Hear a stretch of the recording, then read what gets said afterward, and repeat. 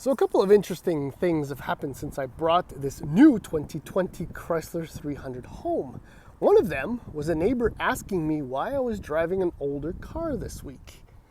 Look, you can't blame the neighbor, okay?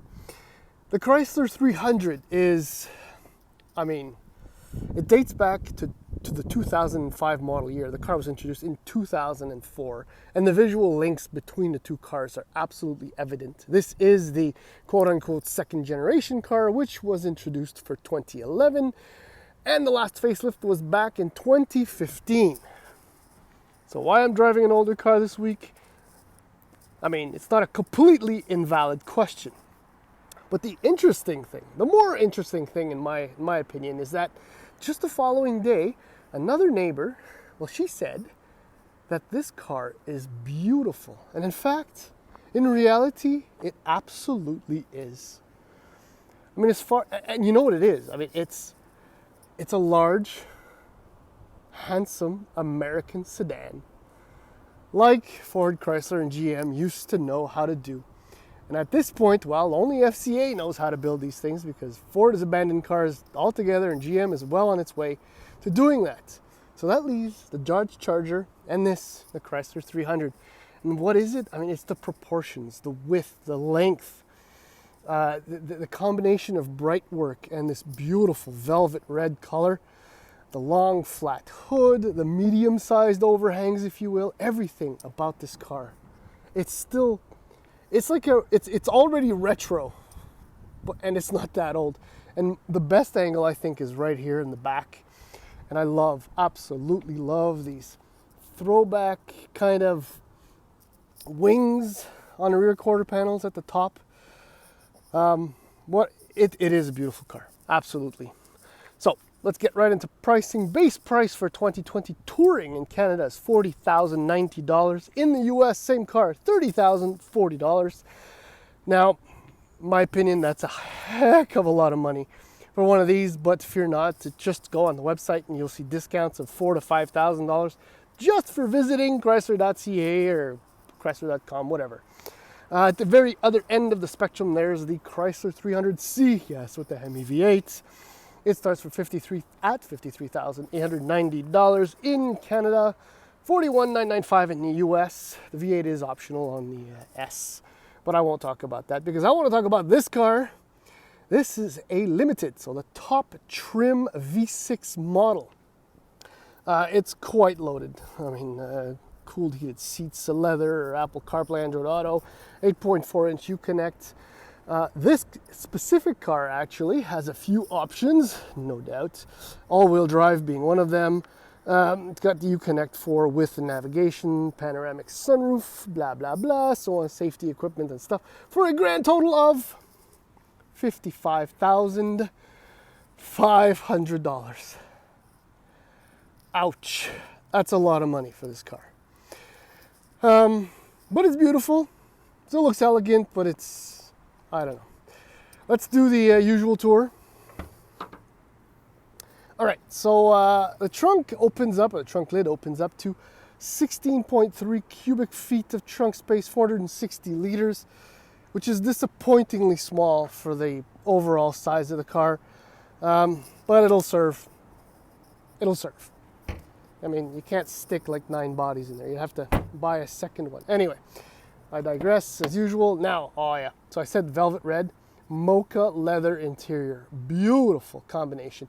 And you can see right away, there's tons of room for my son's legs that are growing in length every day. This is a full-size sedan, obviously, and you could squeeze in an adult between the two seats. Loads of room. Now, what bugs me about this car going forward are some details that, I haven't driven one of these in like 6 years, and there's some aspects that I'd forgotten, or I don't know what's going on, but look at this. Panels are not lining up. Some of the gaps are not great. The materials look lovely, the textures are nice, it's soft, but it gets worse in the front, and it really, really bugs me. Look, right here you can see the FCA. Okay, I did that again. I digress. I'm just going to slide right in. It's just a lot simpler to show you what I'm trying to get at. I'm going to start her up as usual. Now look at this one spot right behind the steering wheel. Look at the gap. Nothing really lines up. There's a big opening here. It doesn't work down here either. The gap is different. And some of the material, although this car is brand new, it kind of looks worn and washed out. Maybe it's sun, I don't know.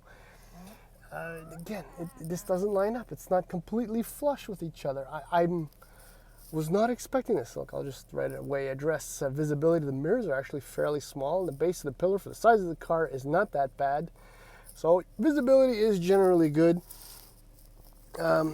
Fit and finish, right? So I touched on that.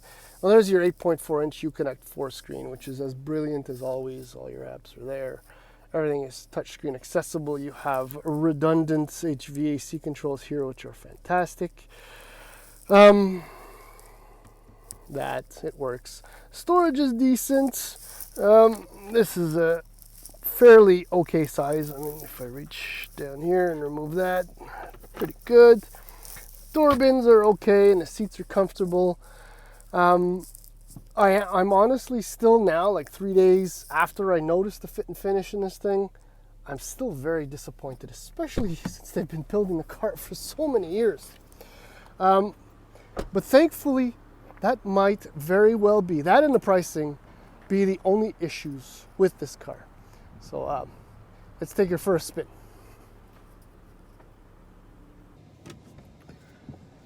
So, all right, like I said, it had been about 6 years since I last drove a Chrysler 300. So in fact, it's the first time I drove the facelifted version.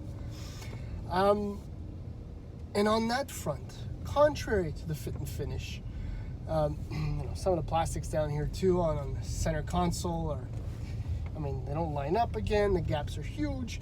And besides that, everything else is essentially exactly as I remember it being all those years ago when I first drove a Chrysler 300C and going as far back as 2015. There is one downside. I suppose I'll start with that.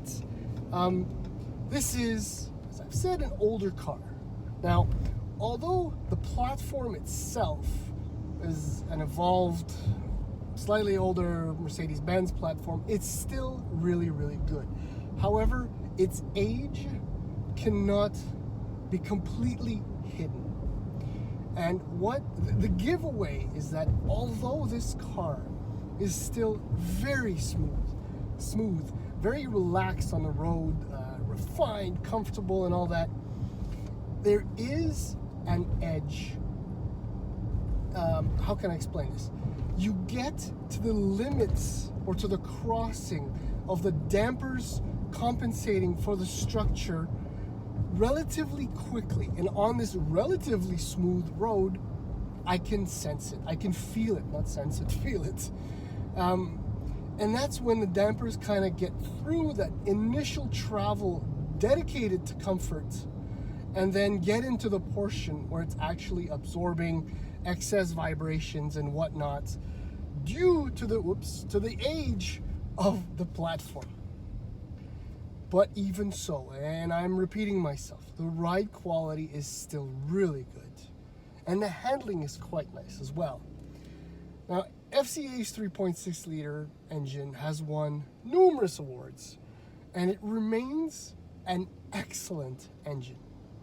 Right? Even after a number of years, blah, blah, blah, or whatever, it still fits right in with the automotive landscape in 2021. Let's fast forward a few months, why not? With 292 horsepower and 260 pound-feet of torque, it's still plenty powerful to get a large sedan up and running. And as often is the case with 8-speed automatic transmissions, that is the magic number, my friends. This 8-speed has everything going for it. Now, as I mentioned, this model has all-wheel drive, which is a $2,500 option for some versions. The 300C does not get all-wheel drive with a V8. Is actually quite efficient. I mean, I've driven other products with all-wheel drive in the past, and its constant torque variation front to back and all that. Gives you plenty of traction. I mean, that might be my only regret. Oh, and also the V6 still kind of sounds good. Kind of sounds good. I mean, what else can I say? I mean, brakes feel great. Steering is nice for the application, for the type of car it is. Everything is just about perfectly sorted. Yes, it could use an extra mild dose of dampening or comfort, springiness, or plushness, I should say, not springiness. But overall, this is still an extremely competent car in its segment, which is about this big. I mean, if you include,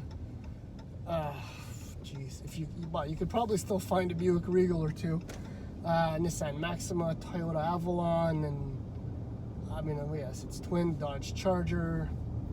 I mean, still one of the best in the bunch. I mean, at one point it was the only one available with all-wheel drive. Now that the Avalon is available with all-wheel drive, I mean, it was the best overall. This was definitely the second best overall, and I think that still remains.